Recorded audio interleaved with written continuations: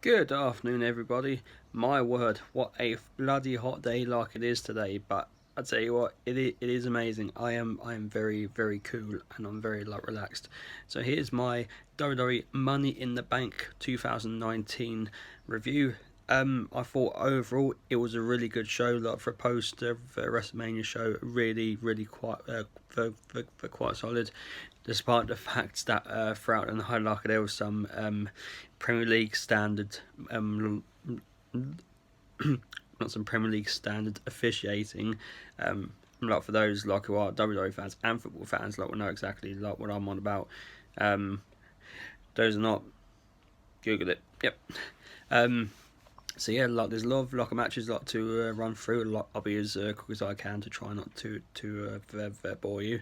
So yeah, a lot of fun. Lots to appreciate. The first match, the Usos versus Daniel Bryan and Eric Rowan.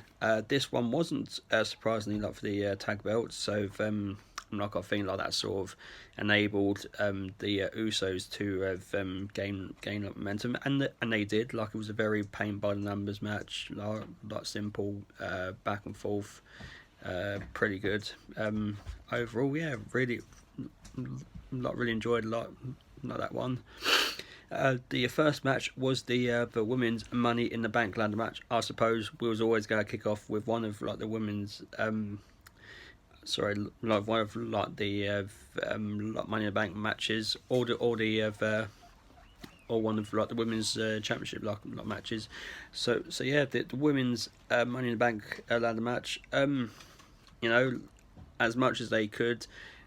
Like there was lots some really good like high spots, lots of back and forth. Like one of the highlights was Mandy Rose being lifted up to the top, like with Sonya Deville, only for Bayley to scale the ladder, shove them off, and grab the briefcase. Amazing! I did not expect Bayley like to win that. Like my pick was Emma Moon, although I was hoping like that Bayley like would do it because like she is still like my favourite like female like a wrestler, but good for Bayley. Like so, Bayley Women's Money in the Bank 2019. Congratulations! So happy like with that one.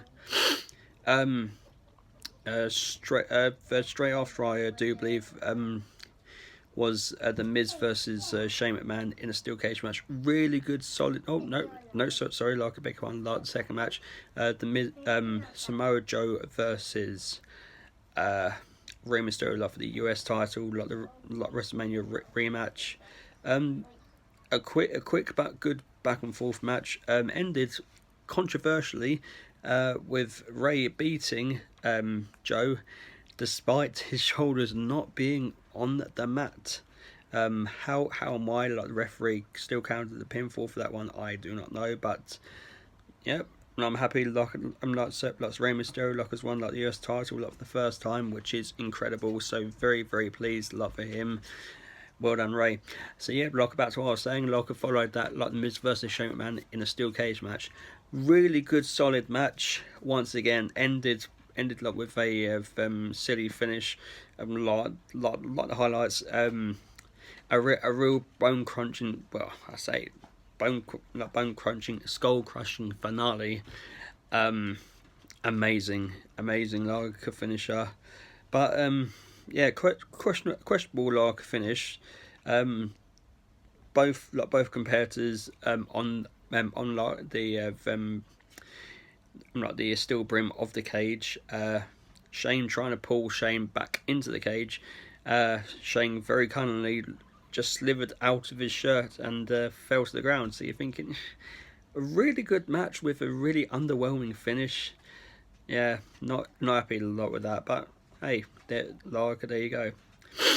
Um, uh, Roman Reigns versus like Elias. Like was next. Like we had a quick like a backstage segment like before the match, like where Elias jumped to Roman Reigns like with the guitar, and then came to the ring like to do his usual shtick, and then out came Reigns. Superman punch, spear, 1, 2, 3. So the squash match live that was did not expect that lot to be a squash, but it was. So I mean I can't really comment a lot on that much. Like I say, uh, bell rings, Superman punch, 1, 2, 3, game over. You know, like a very old school Goldberg-esque match.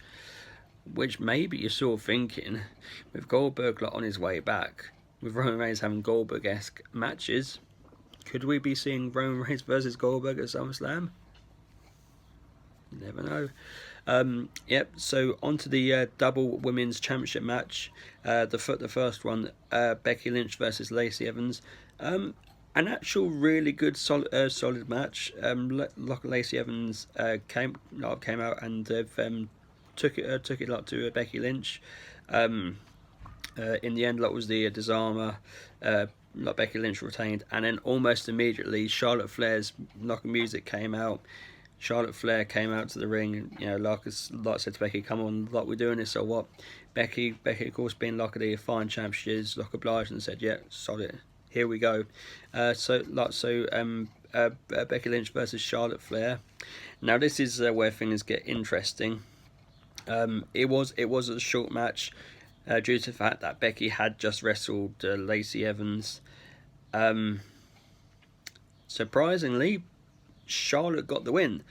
So here we are thinking, oh, okay, Charlotte Flair again, yay, champion, woohoo. And then afterwards, Charlotte and Lacey Evans double teamed Becky, and then Bayley comes out, makes a save, fights off both Charlotte and Lacey Evans. Like Becky's on the floor, Charlotte's on the floor. Bayley, light bulb moment, so I'm not gonna do this, I'm gonna cash in. Yeah, come on, let's do it. Bayley elbow, 1, 2, 3. Bayley, SmackDown Women's Champion. Yes, gets in.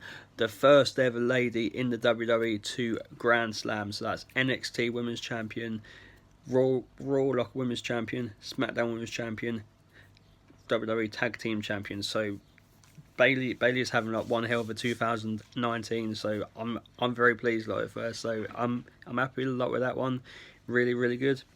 What followed, we had the Cruiserweight Championship match. Tony Nese versus Tony Nese versus Daivari. A good solid match. Once again.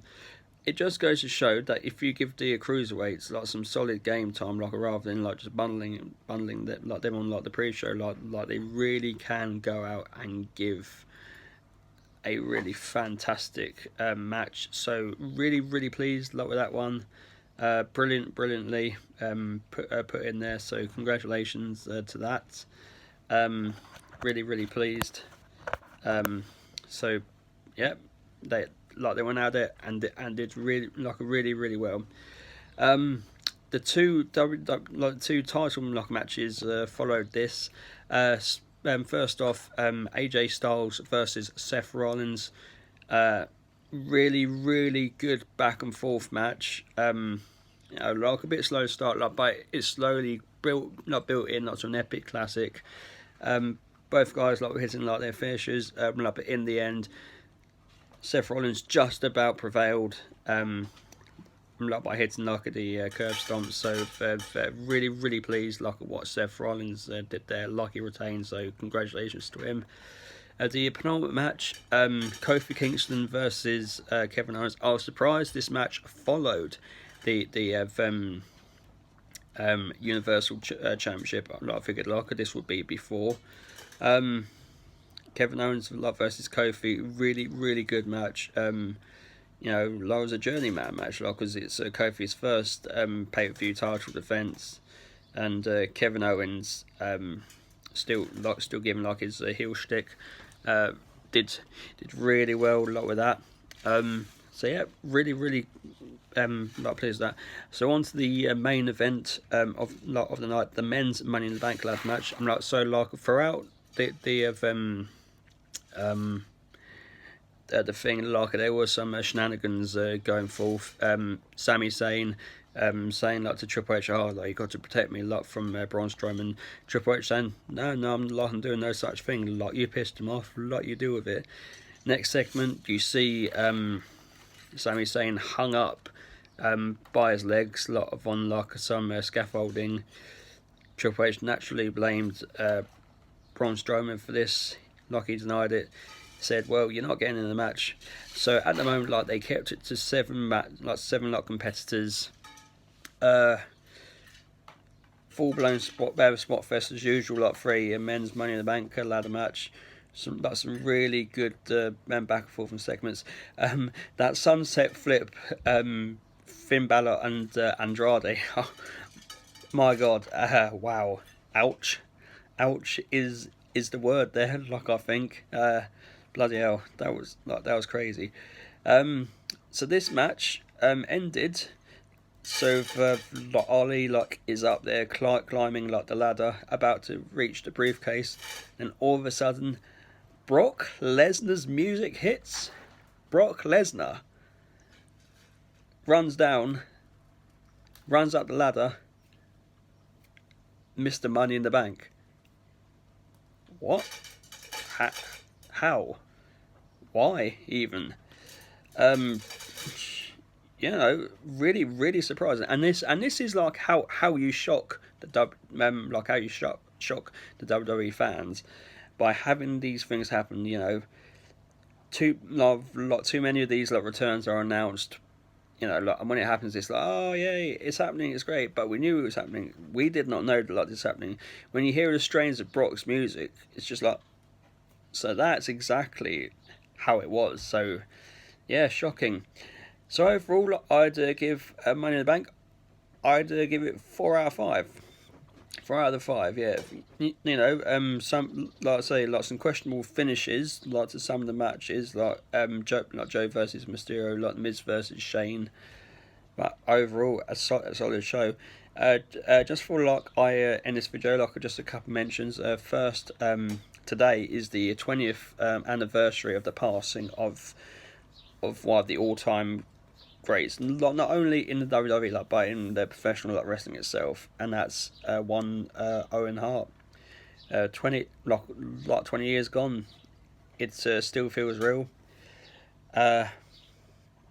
He needs to be in the Hall of Fame. As each year passes, the desire for him to be in the Hall of Fame grows bigger and bigger. Martha Hart, Vince McMahon, WWE, just sort it out. You know, we've had the controversies over the year. You know, superstars who should have gone in a lot quicker, than they hadn't. They find it.